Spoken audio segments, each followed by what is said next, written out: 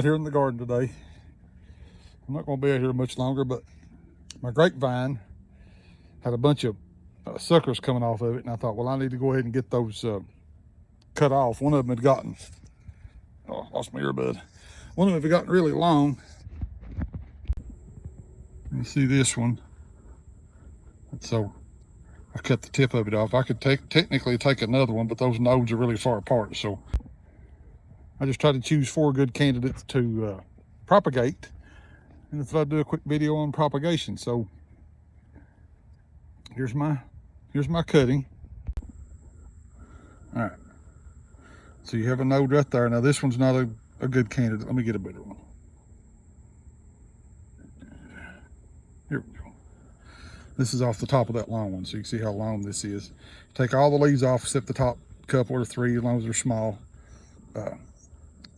Got 2 nodes in there. I'm gonna try to get both of those nodes below the dirt in this cup, which I should be able to do.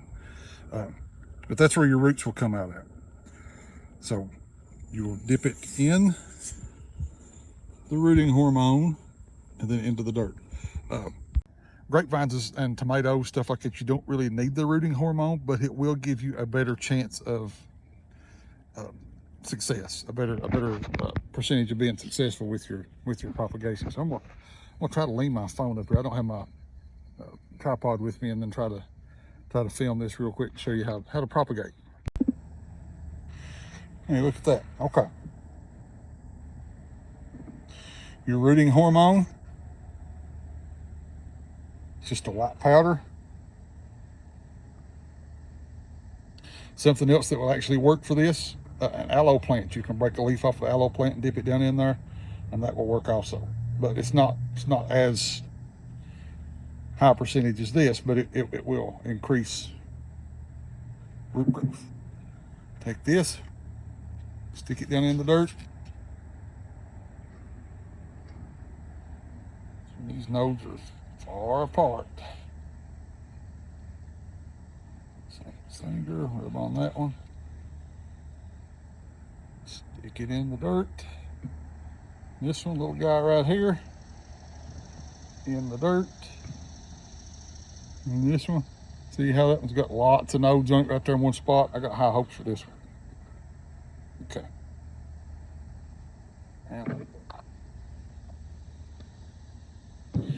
And then just water them in.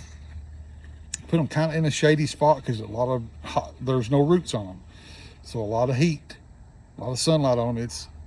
It's 92 degrees out here right now. The heat index is like 102, so a lot of direct sunlight on them in this early stage will wilt them and kill them. So I'm going to set them over here on my steps here on the back of my garage, where they'll be in the shade all the time, but they'll still get residual light, but they won't get direct sunlight. And I'm going to keep them wet. And in about 2 weeks, you should be able to pick this up by the stem, pick up and all it. And when you can pick it up, you know you have roots and it's ready to plant in the ground. I'll overwinter them inside under a light or in a windowsill or something, then plant them in the spring or give them away. That's what I've been doing with them. I've given them away to people at church. To, hey, here's your grapevine, because I've actually already propagated like 5 or 6 of these. So yeah, we just water them in, put them in a shady spot. If you've got a tent that you can put over them, they can handle a little bit of sun then. That keeps that condensation there, but the sun beating down on them will just dry this out. And you can see they're already wilted. And I just cut them like 3 minutes ago, 5 minutes ago. I mean, they were just cut. But we'll soak them in with water, and if we get 2 of these out of 4, that's 50%. That's a pretty good ratio. So, and that's 2 like free grapevines that I can plant. I've got the other one on my fence. It's from end to end, it's probably 20 feet long now, and I planted it this spring. No grapes this year, maybe probably next year. But the key is to keep all these suckers cut off that grapevine so that it keeps stretching out long and makes a big, thick vine coming up out of the ground. And then next year, hopefully, we'll maybe get a handful of grapes off of it, and in the years to come, lots of grapes. But that's propagation. You can do this with literally anything. You can do this with tomatoes. You can do this with your flowers outside.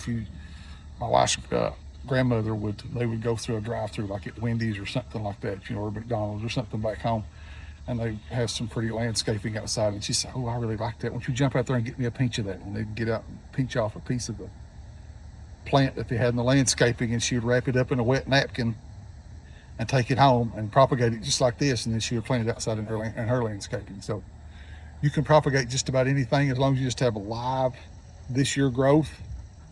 Last year growth will root, but your rate of success goes down. I have 2 more in my pocket, but I think I'm just going to stick with these 4 and see how they do. If they do good, great. If they don't do good, what you do. You know, it's have $0 in these. So I'm gonna water these in, but that's a little lesson on propagation today. If you got flowers or something that you want to, even like something like this. These little hanging baskets right here we've got. This is what are these called? I can't remember now. My wife's going to get on me because they're some of my favorite begonias. If you want to keep this begonia and you want to propagate it, you just cut it right there. You can see the sun's hitting my screen, so I don't know if you can see or not. But you would cut right there and take all those leaves off, pluck these blooms off, and just leave just a couple of few leaves at the top. Put in the rooting hormone, put in a cup of dirt, water it in a couple of weeks it would have roots and you would have another plant. And that plant is the same age as the one you cut it off of. So these grapevines right here that I cut are the same age as the grapevine that I cut them off of. If you can hear my girls in the background, somebody just laid an egg. Atta girl. Anyway, that's a little tip from your gardening real estate agent. Got a closing today. That's exciting. So my client, Jean, congratulations to her. She's getting her first home, her very own house with her name on it. She's about to be her own landlord. That's what I told her, because she's in a situation where her landlord hasn't fixed things that he should have fixed, and I think that's probably a lot of landlords. And not knocking them, it's just, sometimes you don't have the time. Sometimes tenants aren't as forgiving of your time. It's a give and take. So not knocking either side, but she won't have anybody to complain to now because she's the landlord now. When something breaks, she got to get it fixed. But congratulations to her. There's nothing like owning your own dirt, on your own house. That's yours. Your name is on it, and nobody can tell you what to do with it. So congratulations to Jean.